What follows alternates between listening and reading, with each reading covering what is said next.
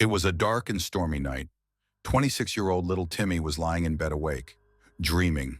But these weren't normal dreams. He saw visions, flickers of a shadow moving through the rain, something otherworldly. Every night, the same presence would appear, never fully visible, but there, watching. Timmy jolted up, sweat dripping from his brow, feeling the chill in the air. The house was silent except for the rain hammering against the windows. But he wasn't alone. He could feel it. It had returned. Weeks earlier, strange things began happening. People around him, friends, co-workers, strangers, had started whispering things without knowing it. In the middle of conversations, when no one was paying attention, Timmy would hear it. "Not like us," they'd murmur, almost like a glitch in reality. They didn't seem aware of it either. They'd blink, shake their heads, and keep talking, as if nothing had happened. It started with his boss. During an otherwise mundane discussion about deadlines, the words had slipped out. "You know, Timmy, you're not like us." Timmy had stopped cold, but his boss continued talking about spreadsheets, utterly oblivious to what he had just said. Then his best friend dropped it during lunch.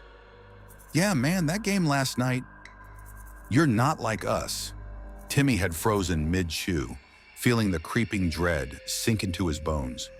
His friend didn't notice. The whispers kept coming, more frequent, more insistent, until it became impossible to ignore. Every conversation, every interaction, that same phrase haunted him. It clung to him like an echo, relentless, reverberating in his mind. Paranoia was creeping in, as if the universe was telling him, "You ain't gotta lie to kick it." He stopped going out, stopped talking to people, but even in isolation, the whispers followed him. A voice, deep and deliberate, seeped through his walls, his phone, even the music he played to drown out the noise. It was everywhere, and always it said the same thing. "Not like us." The radio crackled one evening, static filling the room as Timmy sat in the dark, headphones over his ears trying to escape. But even through the muffled beats of "Good Kid, MAAD City," the static pushed through. As the station shifted, he could swear he heard it beneath the music, woven into the melody. "You're not like us," the voice intoned, as if sinking to the beat. Timmy tore off the headphones, his pulse quickening. Sweat dripped down his face. He tried to turn the radio off, but it refused to stop.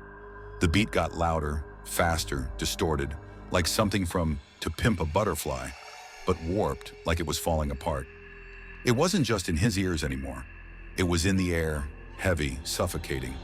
Reports started surfacing about SCP-280818. It was everywhere, on the news and whispers on the streets, though no one ever seemed to acknowledge its existence openly. It was always referred to indirectly, like an urban legend that people feared, yet dared not name. The entity was only ever described by the Foundation as "not like us." Timmy dug deeper. Online forums buzzed with cryptic discussions, people recounting similar experiences. They spoke of an entity that slipped into reality like a beat that couldn't be predicted. Something incomprehensible to the human mind. They called it a rich spirit, an entity born of power, unattached to the world's trivial concerns.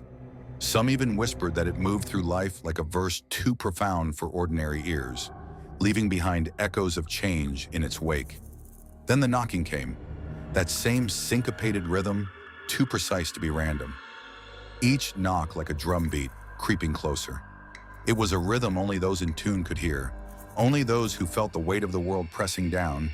Timmy couldn't fake humble just cause his ass was insecure. Timmy stumbled toward the window, heart racing, knowing what he'd see. Through the curtains, he saw the outline of the figure, still at the edge of the street, just beyond the flickering streetlight. Its presence loomed larger than life, like a monument to everything Timmy had tried to escape. It was as if the entity was the antithesis of a mortal man, someone too big, too profound to comprehend, but always there, always watching. The whispers in Timmy's mind grew louder. His head throbbed, and the rhythm of the rain seemed to merge with the voices. "Not like us," they whispered again, louder this time. But the phrase wasn't just being whispered anymore. It was screamed. The words pierced his mind, growing sharper, louder. You're not like us. You're not like us. The walls seemed to vibrate with the sound, the noise suffocating, like a crushing pressure. "We gonna be all right," Timmy consoled to himself. But this time, Timmy knew he wouldn't. The volume rose, a piercing shriek filling every corner of his room. He clamped his hands over his ears, but it was no use. The entity stepped forward, closer. The air thickened, and the sound exploded, overwhelming his senses. It was like he was standing in the middle of a live show, every bass note shaking him to his core, except now it was ripping him apart. He fell to the floor, body trembling, his thoughts fragmenting as the noise grew unbearable. The whispers became deafening now, like a broken loop of lyrics twisted into something darker. "I got power, poison, pain, and joy inside my DNA." But there was no joy here. Only pain. Only terror. Timmy's vision blurred as the sounds fused into one continuous, high-pitched wail, like a blown speaker blasting feedback. His heartbeat pounded in sync with the noise. Faster, faster, until it felt like his chest might burst. His mind cracked under the pressure, every thought collapsing into the same relentless phrase. "Not like us. Not like us. Not like us." He screamed, but his voice was lost beneath the noise. His head felt like it was splitting open, a symphony of chaos that wouldn't stop. The entity was right outside now, just on the other side of the door. The knock came again, but this time it was louder, sharper, like a snare drum cutting through the distortion. Timmy's body convulsed, muscles seizing as the overwhelming volume reached a crescendo. His ears bled. He could no longer think, no longer move. His vision tunneled as the sound hit its peak, one final mind-shattering note, and then silence. Timmy lay still, body twisted on the floor, eyes vacant.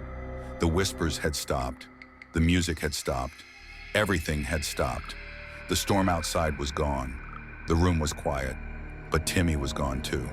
The entity stood in the doorway, its form dissolving into the shadows. It whispered one final phrase, almost a mockery of the life it had just claimed. "You were never like us." And with that, it disappeared into the night, leaving behind only the quiet hum of radio static and the lifeless shell of the boy once known as Timmy. SCP-280818 had claimed another soul,